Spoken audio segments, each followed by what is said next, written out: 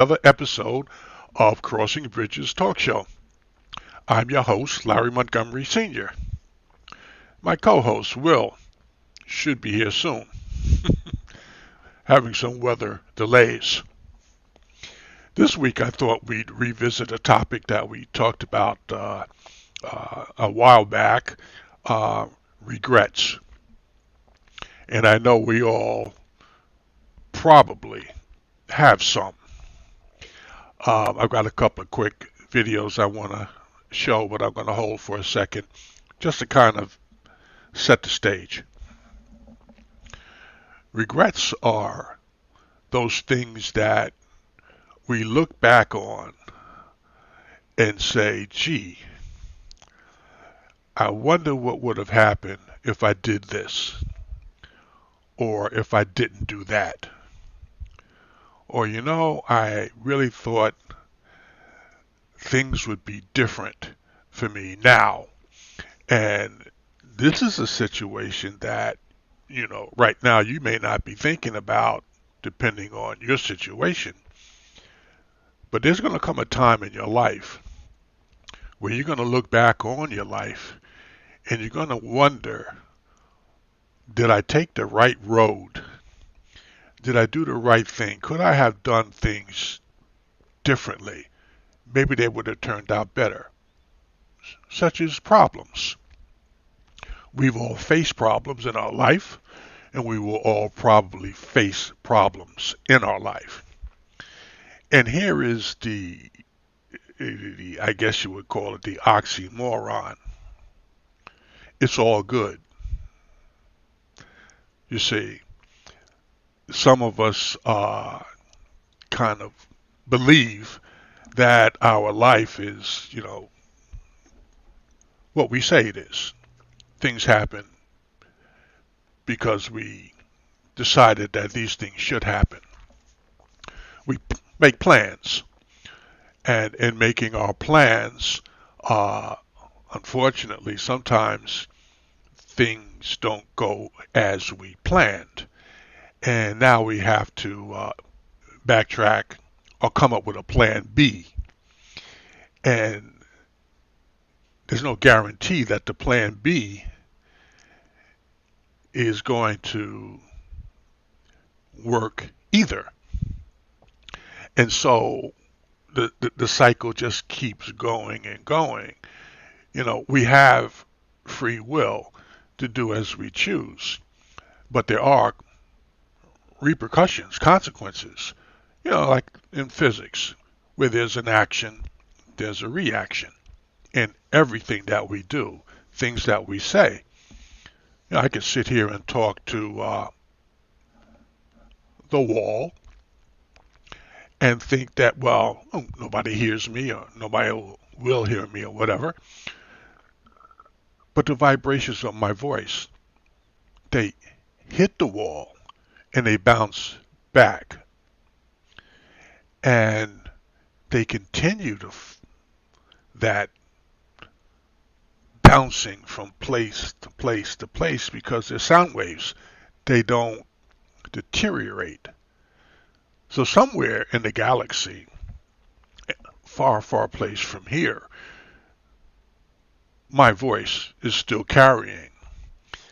Here, right here with the internet that we have, uh, you know, this is being recorded, so it'll be around for posterity. It'll be floating around out there in space or whatever.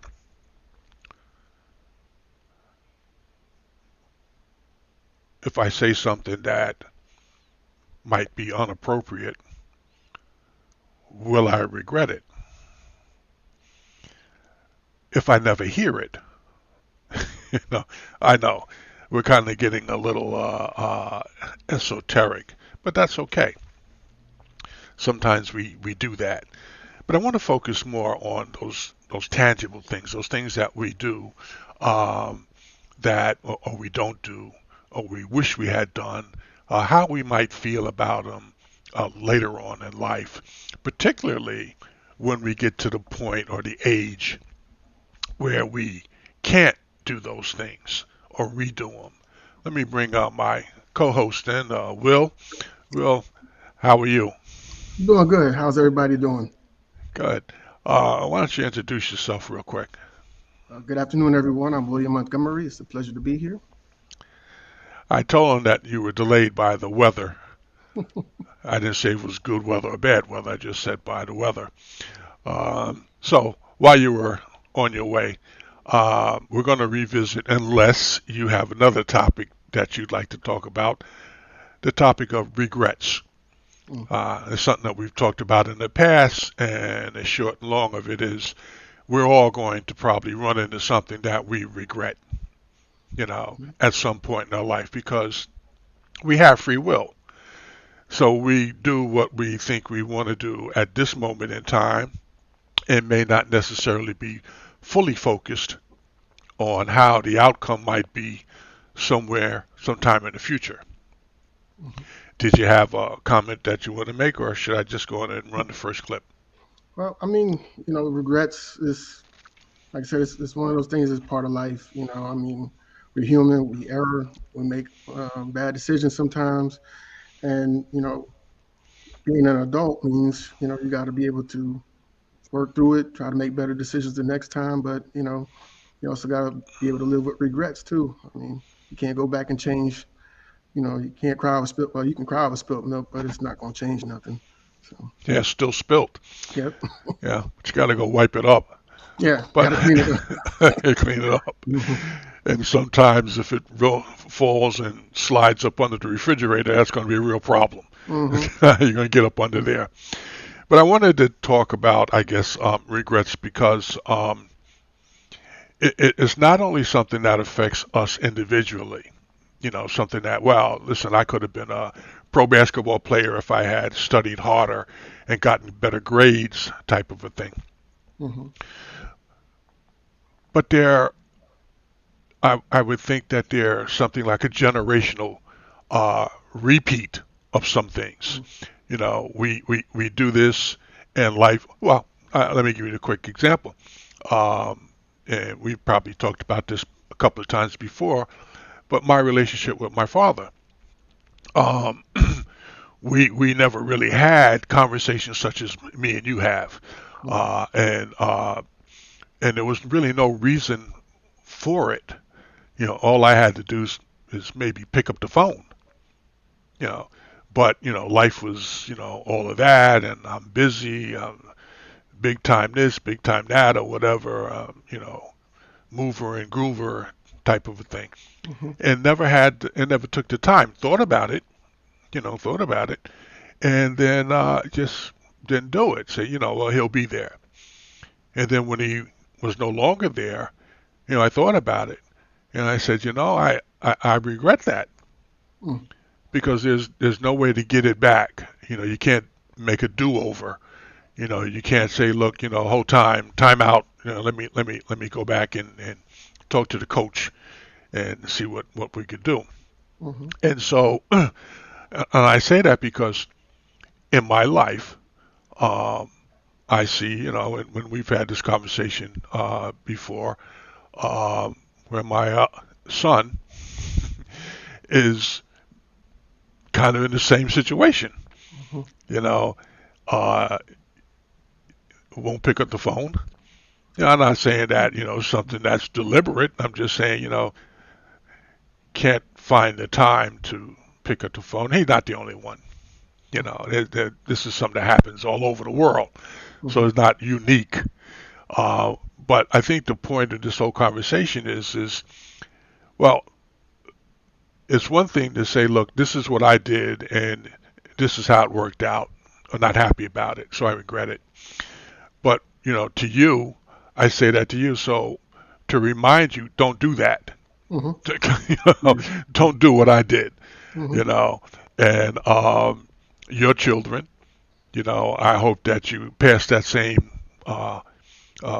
bit of wisdom on to them, so they could look back and say, look, oh, I'll pick up the phone. I'll come by and see how so and so's doing. At least let me make an effort once a year. Hmm. you know, Yeah. maybe once a season, something like that there, just to check in or something. On holidays, we try to set that time aside to do things, and we get busy and with life and preparing for the holiday, and then the holidays here, and then life just goes on. Hmm. So let me run this one clip here, and just to get remind people of the conversation we had in the past. Hold on, let's see if I can put this up here. Regrets.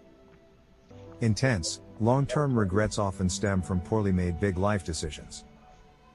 The biggest regrets tend to relate to social relationships, research suggests, while the most enduring regrets tend to be for actions not taken. Regrets can potentially be avoided by making decisions consistent with your values. Have you ever made a decision that you later regretted? You're not alone. Most people are familiar with that feeling of emptiness mixed with a hint of anger. Your mind speeds through alternative timelines in which you did something different and things turned out better. Although many regrets are small and quickly forgotten, such as the stupid comment you made on social media, there are some regrets that endure. They become salient sliding door moments for which you can easily envision a better storyline for your life. Reflecting on the most enduring regrets is important because they usually link back to big life decisions.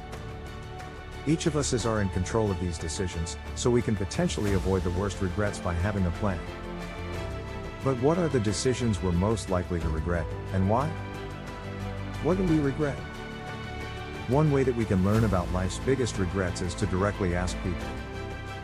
A nationally representative study, which asked 270 Americans to describe a significant life regret, found the most commonly reported regrets involved romance, 19.3%, family, 16.9%, education, 14.0%, career, 13.8%, finance, 9.9%, and parenting, 9.0%, Morrison and Rose, 2011.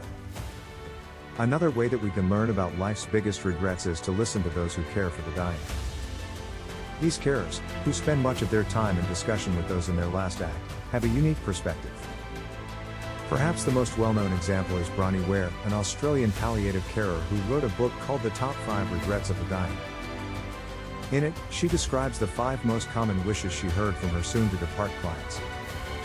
I wish I'd had the courage to live a life true to myself, not the life others expected of me. Stringently adhering to cultural norms at the expense of your own passions will result in disappointment and bitterness. I wish I hadn't worked so hard. Time is non-refundable, so if you spend it working, then you can't spend it doing more meaningful things. I wish I'd had the courage to express my feelings. It is only by being open and honest about thoughts and feelings can you form genuine bonds with other people. I wish I'd stayed in touch with my friends. It is dispiriting to be disconnected from those who truly understand you and accept you as you are. I wish I had let myself be happier. The expectations and opinions of others should not prevent you from being happy with who you are. Moreover, happiness can be found in the journey, not just the destination, which you often never reach. What leads to regret? A number of features increase the likelihood that a decision will lead to regret. Feelings of regret in the long term are more likely for decisions involving inaction, that is, choosing not to do something. Dilovich and Medved, 1994 for example, that overseas job you never took or that person you never had the courage to ask out. This kind of regret is enhanced by our imagination, which compares the real world with visions of the best alternative world. You can never know how things would have turned out, but your mind can easily paint a rosy picture. Decisions resulting in poor outcomes produce greater regret when it is harder to justify those decisions in retrospect. Connolly and Zeelenberg, 2002. Some decisions are made quickly, without consulting others or thinking through the options and their possible consequences. When these decisions turn out poorly, you are more likely to lament how easily you could have done something differently. Regrets often result from decisions that move you further from the ideal version of yourself. David I. and Gilovich, 2018. The person you want to be is grounded by your values, which reflect the things that are important to you. Some value power, others conformity, others security. Whatever it is, decisions that compromise your values expose you to the risk of regret. Take homes. There are a few important take-homes from this discussion. First, the most enduring regrets relate to social relationships. Humans have a biological need to belong, and decisions that threaten a sense of belonging are particularly fraught with risk. Nurture your relationships. Second, the most intense regrets are for decisions that are hard to justify in retrospect. To avoid regrets, it is important to make decisions that are consistent with your personal life rules and values. Even if things turn out poorly, you will know why the decision made sense for you at the time. Third, the biggest regrets tend to relate to the things you didn't do, perhaps because you were scared or were too busy working. It's easier to course correct after taking action than time travel and pursue opportunities you left behind. Give things a go.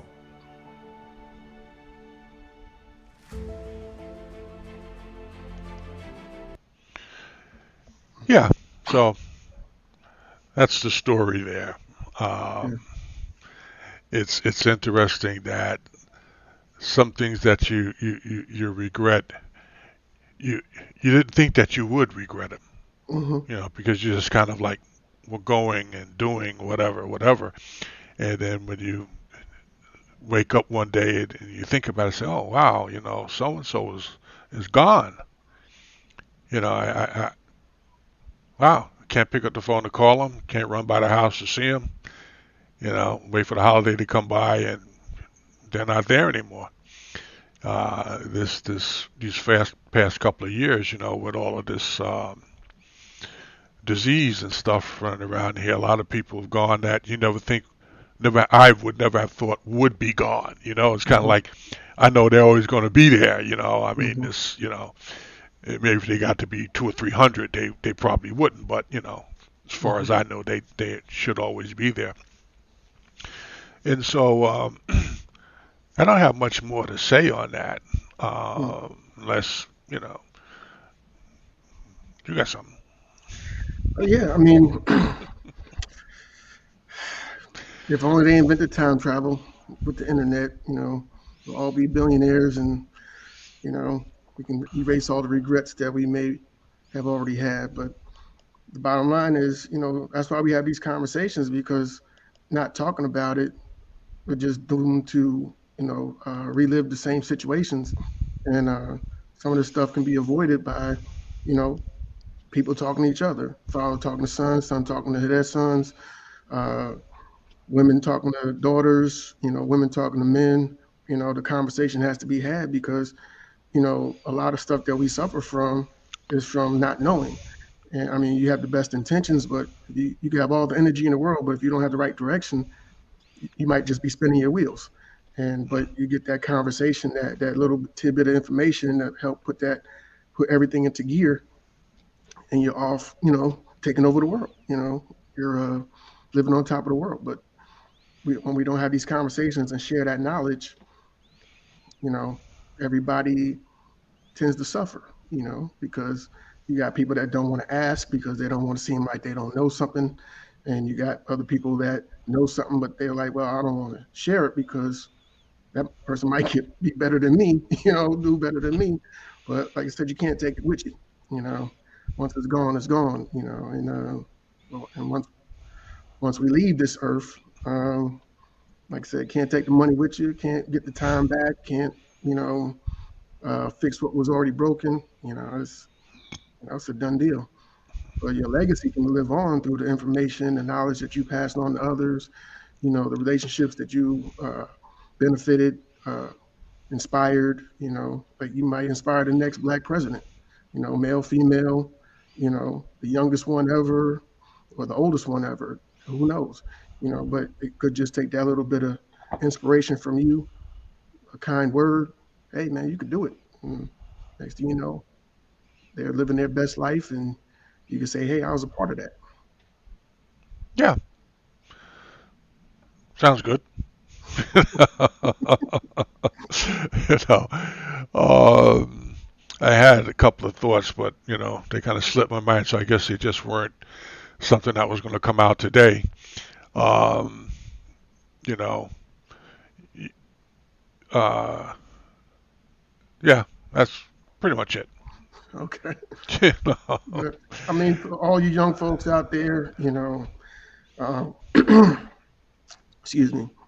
I know we all like to believe that, our family's going to be there forever whenever you turn around, but, sometimes you got to take that time out to think that they might not be here. So you need to let them know how much you love them, and let them know that you appreciate them.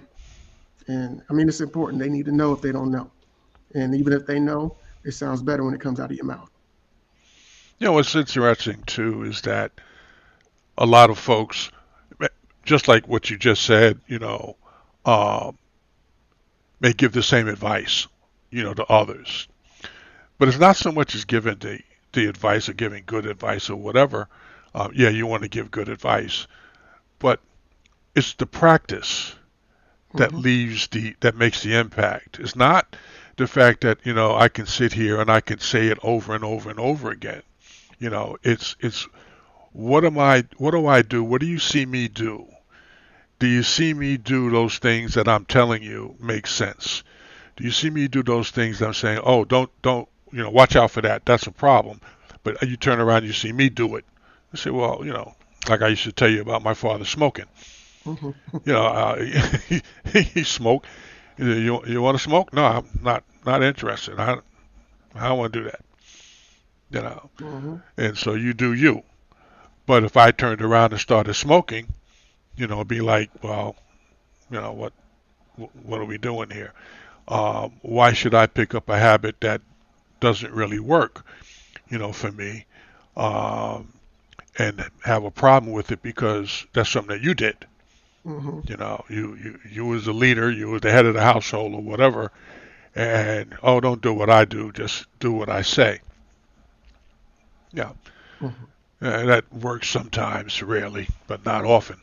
Hmm. But again, we get down to those things that we regret, and I think again, this is kind of coming from the conversation we had offline the other day. Um, I really it's bothering me. Hmm. um, and so anyway, you know, on a better note, what are we going to talk about next week? Well, um, hopefully the weather will start turning around up there, but it's definitely turning around down here. Look forward to a better 2020, 2022, my apologies. Yeah, drop two. This is 2022. Yeah. Um, the weather looks like was it sunny down there with you?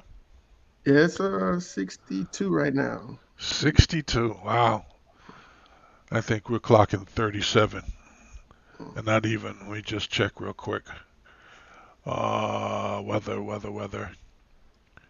36 snowflakes, Mm. snow showers. Well, I such is mean, life. now Yeah, it does get cold down here. I mean, I don't want to fool you. It does get cold at night. It might drop down to the 30s, but for the most part during the day, the last couple of days it's been getting up. I think it was almost 80 degrees the other day. really? Yeah. Wow. Yeah. Hmm. Yeah. Yeah. And you what in Augusta, right? Yes. Yeah. Okay. All right. So let's give your announcement, and then we'll just sign off. Okay. Well, we'd like to thank our viewers for watching us and listening to us. And if you would like to have a topic that you would like to recommend for us to talk about, hit us up in the comment section. If you'd like to be a part of the panel, also hit us up in the comment section. And we look forward to hearing from you, and look forward to seeing y'all next week. Okay. We'll be back again next week, God willing, and the creek don't rise. And the creek don't rise. God bless. Amen and God bless. Amen.